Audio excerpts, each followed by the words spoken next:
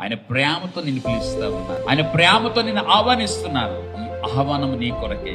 ఆయన నిన్ను స్వాగతిస్తా ఉన్నాడు. ఉన్న పాటున యేసుని సొంత రక్షకునిగా అంగీకరించి, యేసు నీ పాపాల కొరకు చనిపోయాడు, యేసు నీ పాపాల కొరకు సమాధి చేయబడ్డాడు, యేసు నీ కొరకు పునరుత్థానుడయ్యాడు అని విశ్వసించు. ఉన్న పాటున నీ పాపాలు యేసయ్య క్షమిస్తాడు. చెప్దామా హల్లెలూయా. వ్యభిచారమందు పట్టబడిన స్త్రీ యేసుక్రీస్తు ఎదుట ధైర్యంగా నిలబడగలిగింది. ఎందుకో తెలుసా? ఇక నుంచి నేను ఈ పాపంలో ఉండడానికి ఇష్టపడటం లేదు. అందరి ఎదుట నా పాపం బహిర్గతమైంది, అందరి ఎదుట నా పాపం మచ్చబయలైంది. ఇంకా ఈ పాపాలు మూట నేను మోయను, ఇంకా ఈ పాప దోషాలు యొక్క బ్రతుకు నేను భరించను.